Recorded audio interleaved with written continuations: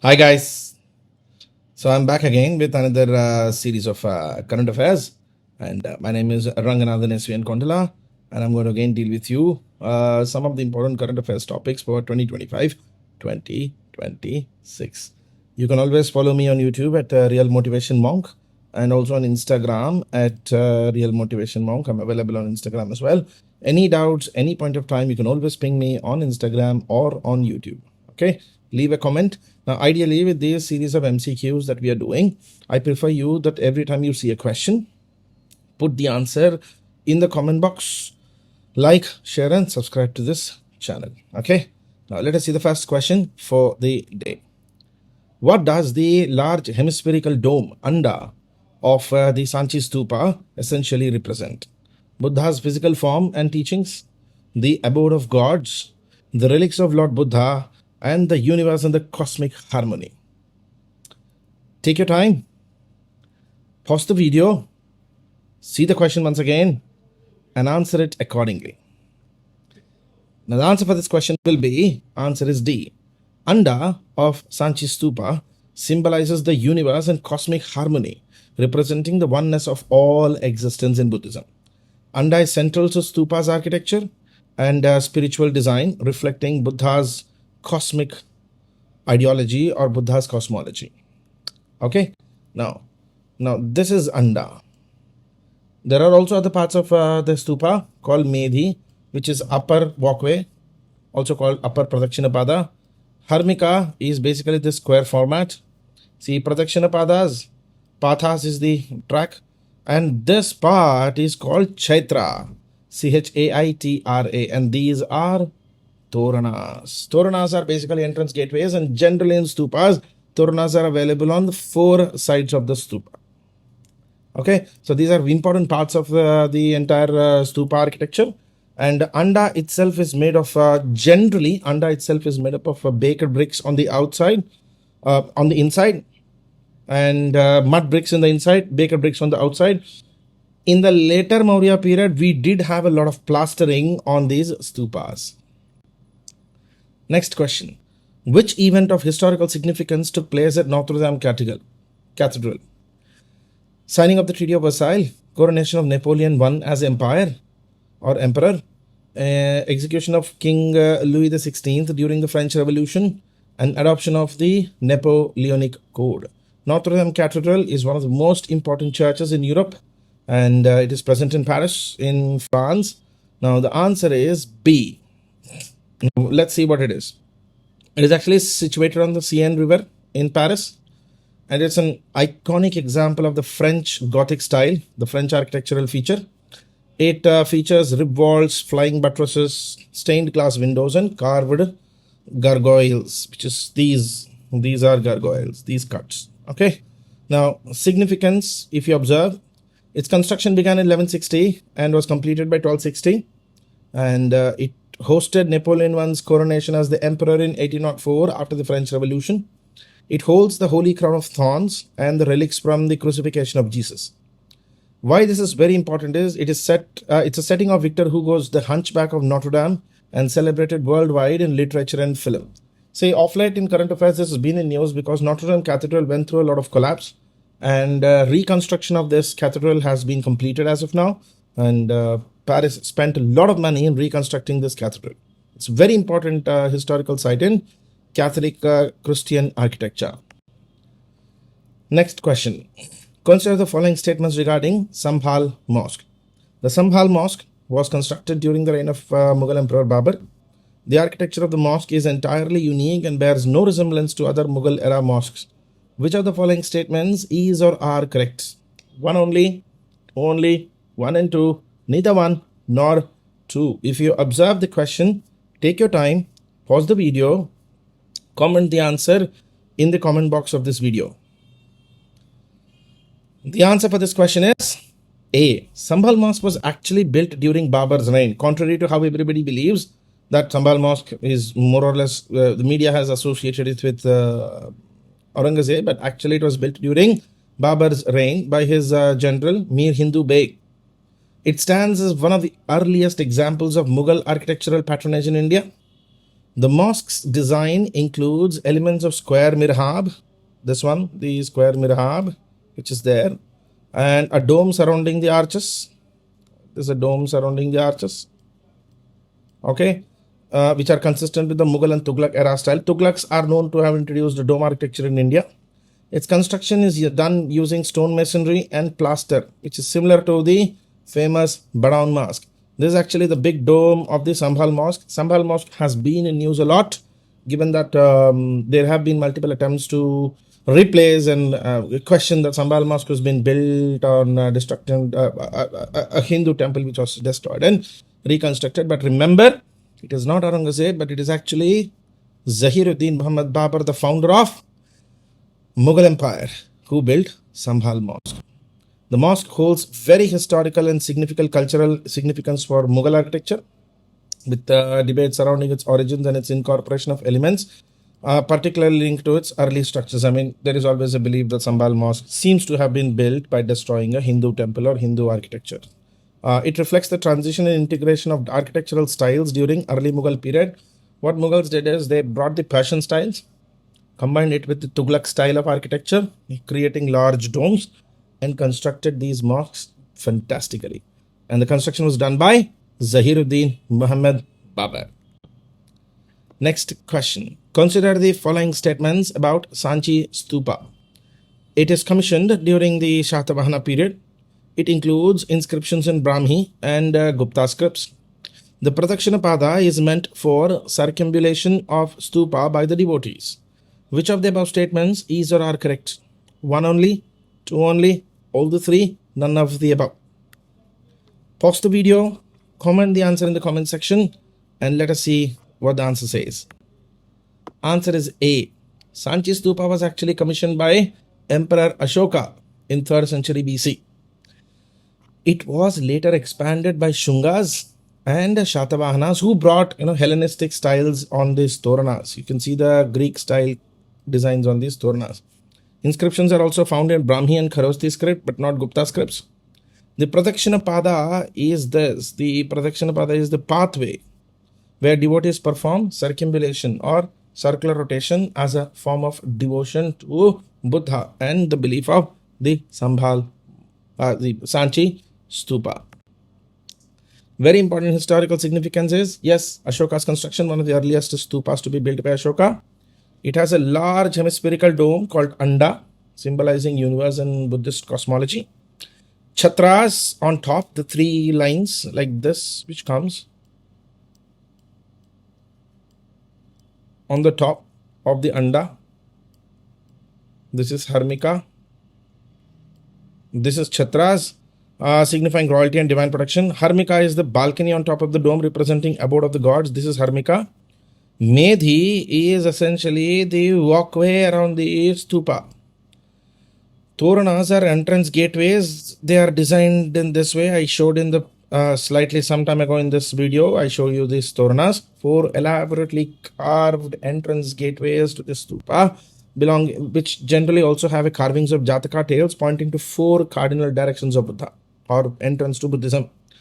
Vedika is the railing which encloses the stupa for sacred protection around the stupa, and Pradakshina Pada is the pathway where the devotees do circumambulation or circular rotation. Circumambulation or circular rotation. Okay, now next question. See, if you observe, these mosques, this Sanchi Stupa is one of the earliest symbols of Buddhist iconism or aniconism. Buddha represented through symbols like footprints, wheels, or empty thrones rather than direct depictions. Inscriptions also include Ashokan lion capital, and inscriptions are present in both Brahmi as well as Kharosthi script. In the year 1989, this stupa was actually declared as a World Heritage Site of India. Now that's an important question on Buddhism, which has been in current affairs a lot. Next question is, the Buland Darwaza at the Ajmer Sharif Dargah is a blend of which 2 architectural styles? Indo-Gothic and Islamic, Rajput and Buddhist, Hindu and Islamic, Mughal as well as Persian. Pause the video, What's the question? Type the answer in the comment box. The answer will be C. Buland Darwaza at Ajmer Sharif Dargah in Ajmer of Khwaja Moinuddin Chishti is one of the earliest example of 15th century Khilji rulers of Malwa giving a construction. Further expansions were carried out by Mughals, particularly Akbar and Humayun. It is situated in Ajmer in Rajasthan at the heart of city's historical and spiritual landscape.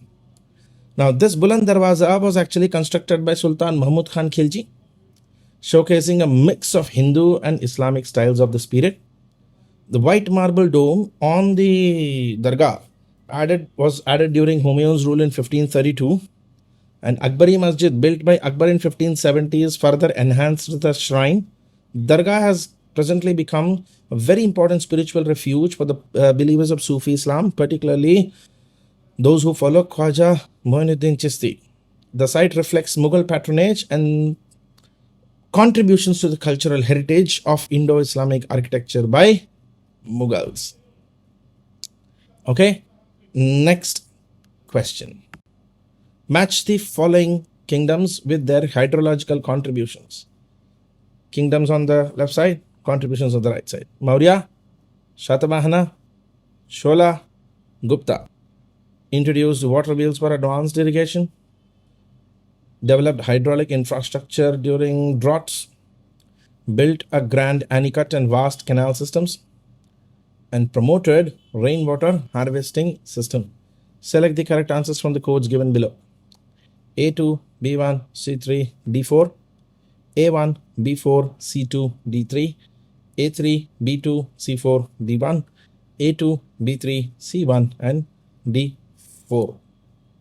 Pause the video, answer accordingly, go through the questions properly, see the options, take your time. The trick in prelims is always about taking your time and reading the question and answering appropriately. The answer should be A2, B1, C3, and D4. That is, answer is A. Hydraulic infrastructure is basically dams, tanks, irrigation canals, etc. Mainly to address drought situations and irrigation for agriculture, etc. They introduced water wheels, and most of these kings introduced water wheels for advanced irrigation systems and drought management.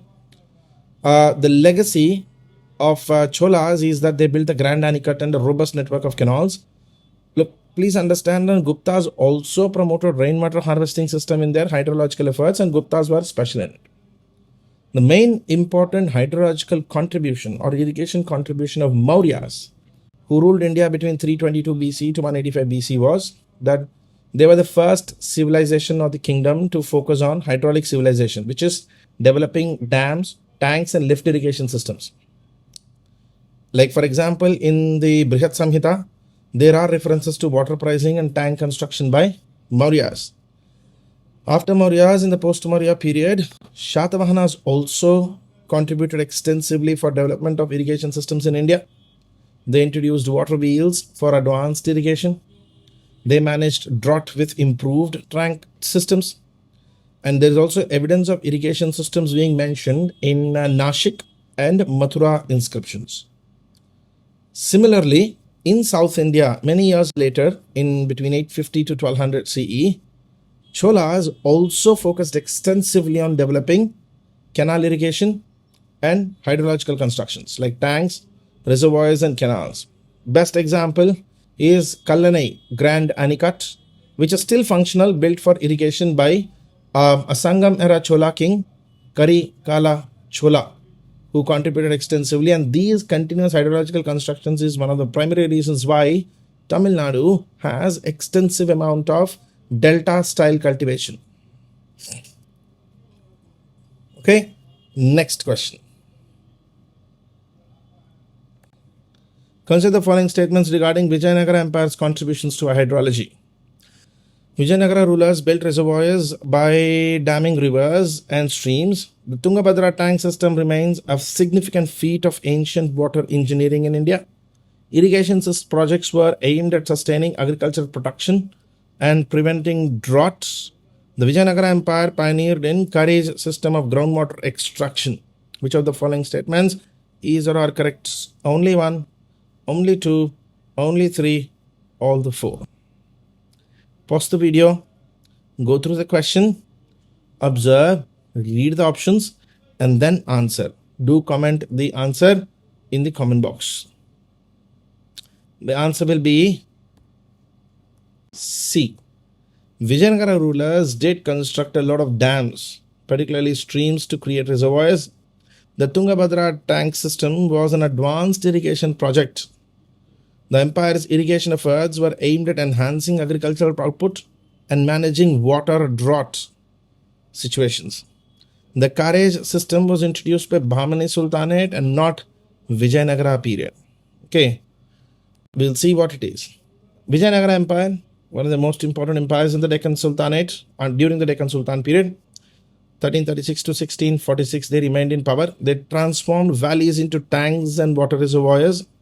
Especially the Tungabhadra tank system for water storage and agriculture was one of their greatest contributions. They actively promoted agricultural practices and extensive irrigation projects, which is what made them one of the most prosperous kingdoms in India. Similar to Vijayanagara, the Bahmani Sultanate actually introduced carriage system for groundwater extraction. The system basically uses underground shafts. They tunnel into underground sites to bring water upland to the surface. The carriage system is actually a very eco-friendly irrigation system, relying on gravity instead of fuel-powered machines. Carriage networks are even today present in Bidar and Gulbarga regions of Karnataka. Okay, now next question. The Kumrahar site is under Archaeological Survey of India to uncover an 80-pillar assembly hall. The 80-pillared hall at Kumrahar is an example of which type of architectural style? Gupta, Kushana, Maurya, and Indo-Saracenic. In numerous classes of mine, I've always continuously said that Kumrahar Palace site remains to be one of the classic examples of Mauryan architecture. Hence, the answer for this question will be C. The Kumrahar site has an 80-pillared hall, which is actually a classic example of the Mauryan architecture, in fact, early Mauryan palace architecture. It is known for its polished sandstone pillars sourced from Chunar in Uttar Pradesh. Kumrahar is one of the earliest palaces built by Ashoka. Kumrahar site was first excavated between 1912 to 1915 by an archaeologist, D.B. Spooner. It's very close to Patna in Bihar, Kumrahar, and it is believed to be a conference hall for the Third Buddhist Council as well under Ashoka's reign, which Ashoka conducted in Patliputra in 250 BC. A special excavation which is currently happening is an 80-pillared hall, parallel rows of 72 pillars with 8 more pillars unearthed later. The sandstone which was used for construction of the Kumrahar palace came from Chunar in UP. It stands at 32 feet tall with a lustrous finish typical of the Mauryan architecture. It has a wooden roof and a wooden floor with an entrance located on the southern side. Arogya Vihar is basically a Gupta period garden or a rest house which was built during the Gupta period in the same site. It is probably a hospital cum monastery run by Dhanvantri, the father of Indian pharmacology or pharmacy, evidenced by terracotta seal inscribed with Shri Arogya Vihare Bhikshuka Samghyasa. Okay, there's an inscription also as well. So Kumrahar region has both Mauryan architectural features as well as a Gupta site construction. Let us see the next question.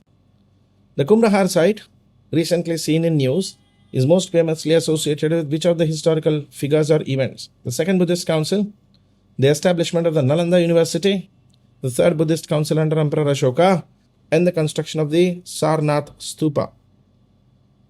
See the options, and you must be able to answer this quite easily if you have seen the video so far.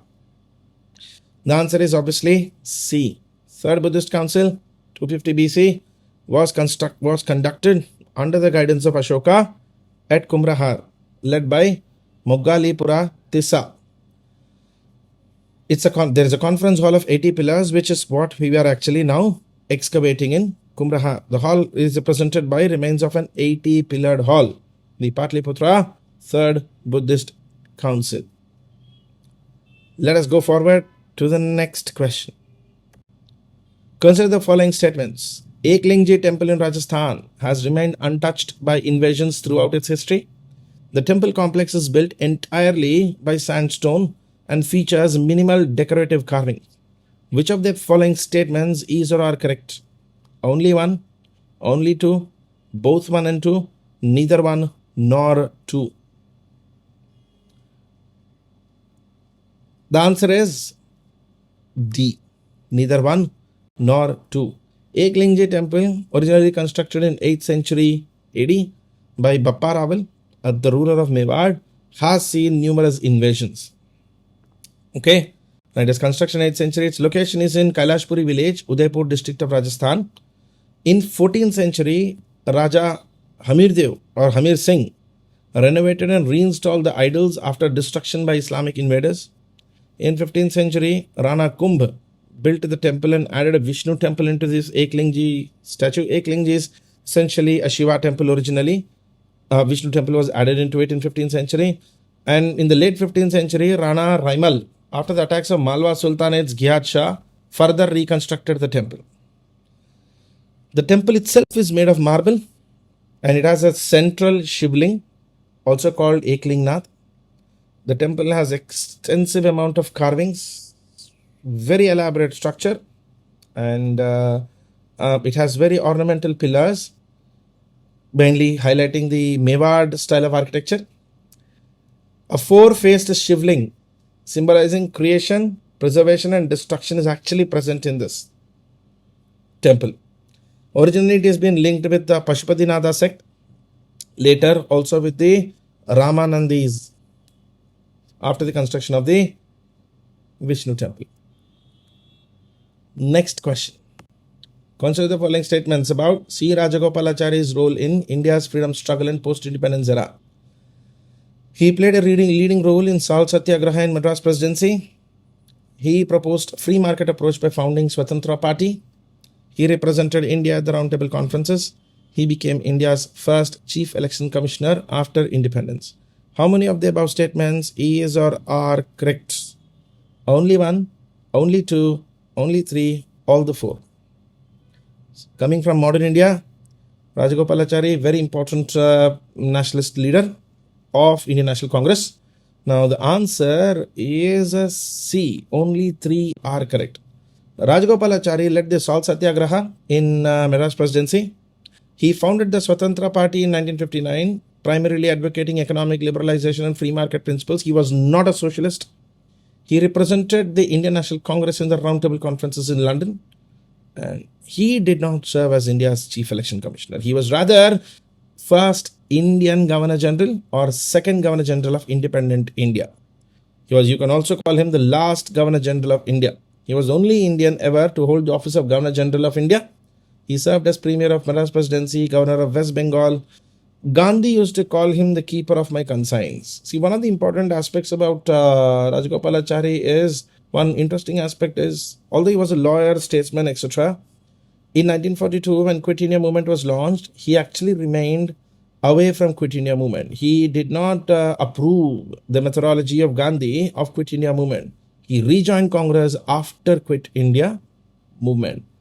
Otherwise, he remains the last Governor General of independent India after Lord Louis Mountbatten. Rajaji was born on the 10th of December 1878 in Madras Presidency, Torapalli village. He belonged to Tamil-speaking Iyengar Brahmin family. His father was a lawyer. He also served as a legal advisor and General Secretary for Indian National Congress. He promoted boycott of British goods and institutions. He led the Salt Satyagraha in Madras Presidency. He is one of the great important contributions is the Rajaji formula or the CR formula, proposed framework to resolve the Muslim League Congress disputes. Although the Rajaji formula never came into existence, he also represented Indian National Congress in the roundtable conferences and advocated peaceful negotiations for independence. He remained Governor General of India from 1948 to 1950. He was the last Governor General to oversee the transition of India to the Republic of India.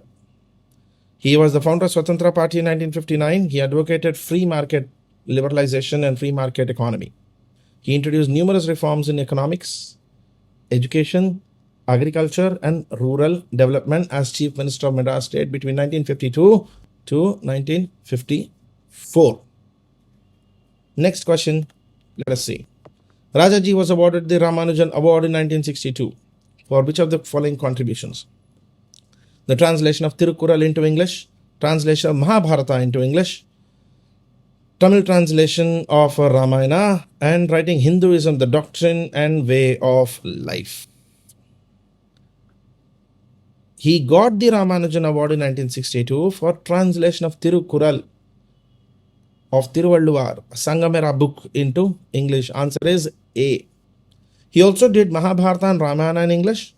He wrote a Tamil translation of Ramayana called Chakravarti Tirumagan, which won him the Sahitya Academy Award in 1958. And Hinduism, the doctrine and way of life, explored Hindu scriptures and philosophy. It was not for that he got the award. And he wrote his own autobiography, Rajaji, A Life. There are other awards as well, apart from the Ramanujan Award of 1962. In 1954, he was given Bharat Ratna for his contributions to politics, literature, and public service. In 1958, he also won the Raman Magsaysay Award given by Philippines government for leadership during his tenure in Madras as Chief Minister. He was also a fellow of Sahitya Academy. He got Sahitya Academy Fellowship for his contributions to literature, and in 1962 for translating Tirukural into English. Now that's important contribution of C. Rajagopalachari, the last Governor General of India. Let us see the next question. Consider the following statements about Subramanya Bharati. Subramanya Bharati revolutionized Tamil literature by incorporating socio-political themes. He was the first Tamil poet to translate Ramayana into Tamil. Bharati's vision for equality included strong advocacy for women's rights and education. Which of the following statements is or are correct? Only one, only two, all the three, none of the above. Go through the question appropriately and answer it accordingly. The answer will be B. Subramanya Bharati Subramanya Bharati revolutionized Tamil literature by infusing social and political themes into his work. He translated Bhagavad Gita, not Ramayana. He was a strong advocate of women's rights and education. Some of his important literary contributions is he translated Bhagavad Gita into English, and he revolutionized Tamil literature through his innovative style and social themes. He promoted themes of equality, women empowerment, and freedom through his poetry. Some of his most important contributions and writings were, number one, Kuil Paattu, a poem celebrating the simplicity of nature. Kannan Paattu, which actually depicts divine love and spirituality. Panjali Shabadam, a poetic retelling of Mahabharata's Draupadi episode with a focus on justice and valor, highlighting how Draupadi was an important character in Mahabharata. The India Weekly in 1906, he became the first Tamil newspaper to include political cartoons of Subramanya Bharati. His writings were also first time nationalized by Government of India. That's why sometimes he's also called the first nationalist poet of India. Subramanya Bharati of Tamil Nadu. Next question. Which of the following is the defining feature of Neolithic sites? Megalithic burial systems, painted rock shelters, extensive iron tools for agriculture, and ash mounds from ritualistic burning. Neolithic is New Stone Age. If you see the options, based on the options, the answer has to be D. Neolithic sites are characterized by ash mounds formed from burning dung and other materials, indicative of early rituals and agricultural practices, development of a civilizational practice. These mounds provided insights into cultural and social structures during Neolithic period. Okay, so Neolithic sites are very important in India. Let us see the next question. While a quick word of advice, guys, while you are seeing this video, do make sure you note down all the explanations which is being given. The explanations part is extremely important for your prelims 2025 and 2026, not just the question.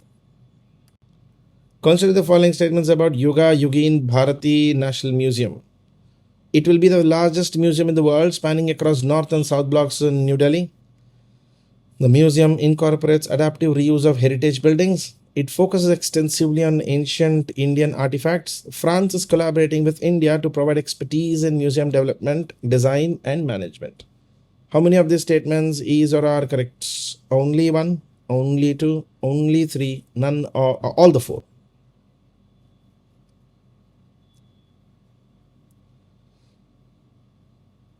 Based on the options, please understand, if you have read through this Yuga Yugin Bharat National Museum, option 3 is actually incorrect. So the answer will be only 3. 1, 2, and 4 are correct. The museum would be the largest globally, reuses heritage buildings, and involves complete collaboration with France. Statement 3 is incorrect because it focuses both on ancient as well as contemporary narratives. So this museum was actually announced at International Museum Expo in May 2023 by Honorable Prime Minister of India.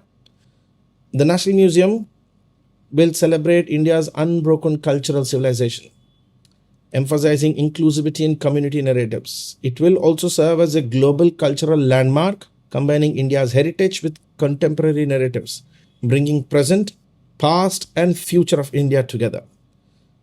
Ministry of Culture will be the nodal ministry which will run this museum. It is going to be the largest museum in the world, spanning from North and South blocks in New Delhi. And the themes will be adaptive reuse of heritage buildings, including India's democracy, celebrating India's democracy, diversity, and cultural heritage. France is collaborating with us for developing this museum. And given that France has some of the very famous museums like Louvre Museum, and the museum's main focus will be on inclusivity and community-centric narratives in this entire program. Next question. What was the primary purpose of the Mansabdari system introduced by Akbar? To centralize revenue collection from agricultural lands, to construct architectural marvels like Fatehpur Sikri, to categorize agricultural lands based on fertility, and to ensure military and administrative accountability among nobles. Based on the options, if you observe, the answer has to be to ensure military and administrative accountability among nobles. Mansabdari system was basically a ranking system where they would give a rank called Mansab to nobles, ensuring accountability and military efficiency among nobles of Mughal state. It was supported with a land revenue system called Zabti system, where standardized land revenue collection was encouraged. Land itself was categorized during Mughal period, particularly during Akbar's period, into Polaj, Parauti, Chachar, and Banjar based on fertility and productivity. Okay, now let us see the next question. Consider the following statements about Akbar's administrative system. Suba, Sarkar, Pargana formed administrative hierarchy. Diwan-e-Arz was responsible for military affairs. Fatehpur Sikri was constructed entirely in Indo-Gothic architectural style. How many of these statements is or are correct? Only one, only two, all three, none of the above. If you observe the questions, if you observe the options, option 3 would definitely be wrong because Indo-Gothic architectural style is actually a British style. But here we are talking about Akbar's administrative system. Hence, answer will be B, only 2. Option 1 and option 2 are correct. Suba, Sarkar, Pargana were part of administrative hierarchy of Akbar and the way he designed it. Diwan-e-Arz was responsible for overseeing the military affairs. Fatehpur Sikri is a blend of Islamic, Persian and Indian, particularly Rajasthani style of architecture, not Indo-Gothic. Indo-Gothic is actually a British style. Gothic is European. Akbar had a very structured, centralized administration. Suba, Sarkar, Pargana, Gaon, ya village. A very organized hierarchy headed by specific officials like Suba headed by Subedars and Mukaddams heading the village level. There were councils like military council called Diwan-e-Arz, agricultural council called Diwan-e-Kohi, charity council called Diwan-e-Khairat, which were very active during Akbar's period. Okay, let us see some more questions. as part of current affairs recently, which has been in news. Next, important question. Consider the following statements regarding Pandit Madan Mohan Malaviya. He presided over the Lahore session of International Congress in 1931. He coined the slogan Inqilab Zindabad during civil disobedience movement. He opposed non-cooperation movement led by Mahatma Gandhi. Which of the following statements is or are correct? 1 and 2, 2 and 3, 1 and 3, none of the above. Based on the options, answers will be D, none of the above. Now let us see the explanation of the question. Malaviya was born in 1861 in Allahabad, UP. He studied at Muir Central College in Allahabad, graduating in 1884. He was a teacher, also lawyer in Allahabad High Court. Later, he transitioned into politics and social reforms. He was the president of 4 Congress sessions: 1909 Lahore session, 1913 Delhi session, 1919 Amritsar session, and 1932 Calcutta session. If you observe, 1909 is where you can remember associated with Minto Morley reforms. 1919 is associated with Montagu Chelmsford reforms. 1913 you can refer as 2 years after the Delhi Darbar, and 1932 you can consider it to be 1 year after Gandhi-Irwin Pact. He was president of 4 Congress sessions. He played a pivotal role, a key role in the civil disobedience movement, non-cooperation movement led by Mahatma Gandhi. It was Satyameva Jayate, a slogan which Malaviya gave.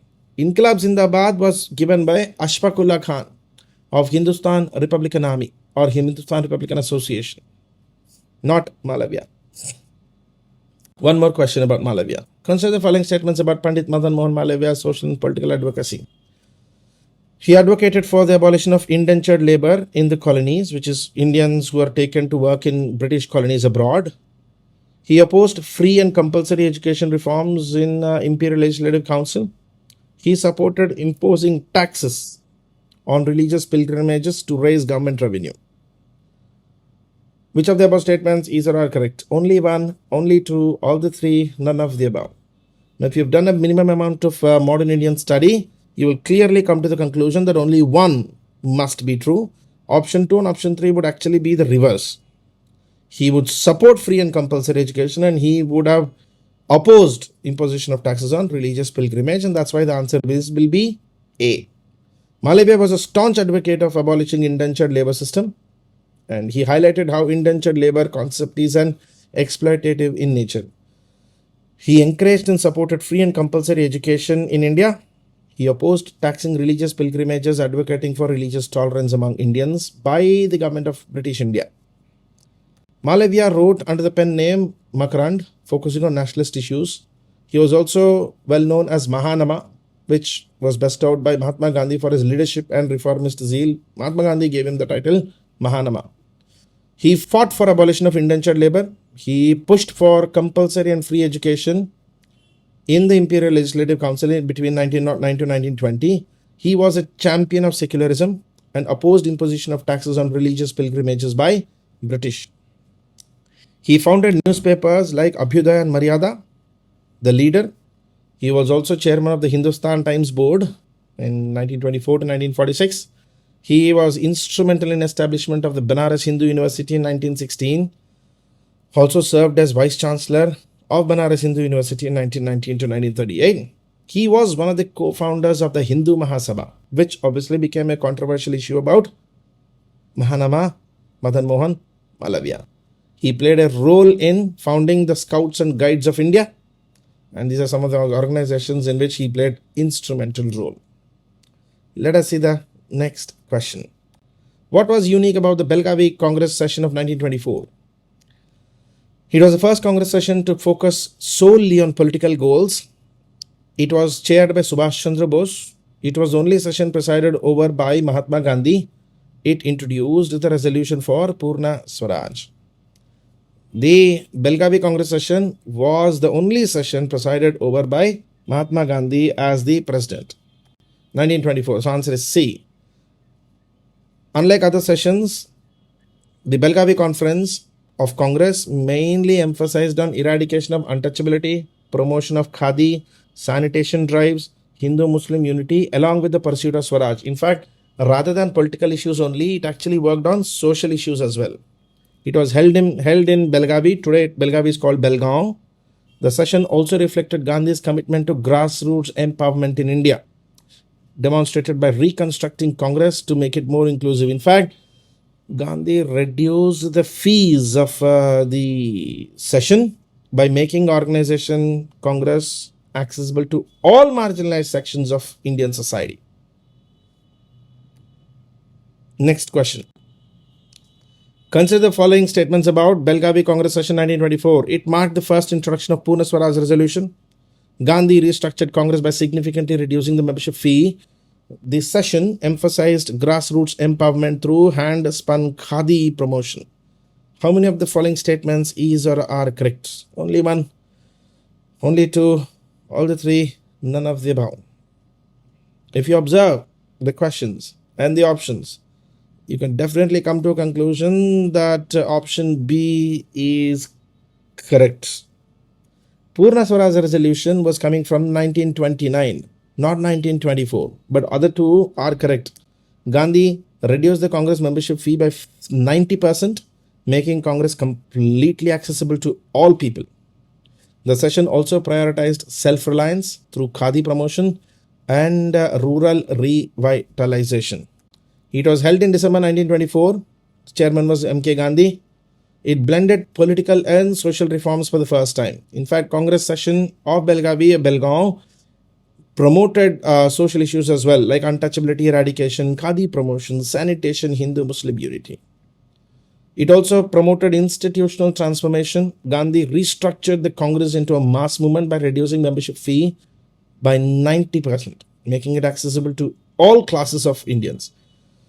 And also, Gandhi emphasized substantially on grassroots empowerment of India. The session mandated hand-spun khadi to be promoted by Congress, promoting self-reliance and village industries. It marked a complete shift of Congress movement from urban to rural revitalization. Okay, now next question. The recent discovery of a Sanskrit inscription Gilgit, Pakistan occupied Kashmir is associated with which script? Sharda script, Grantha script, Kharoste script, and Brahmi script. In Pakistan, Sanskrit inscription was excavated. The answer is D, Brahmi script. A recent discovery of ancient Sanskrit inscription Gilgit, Pakistan occupied Kashmir region was decoded by Archaeological Survey of India. It was actually, the Sanskrit inscription was found in POK.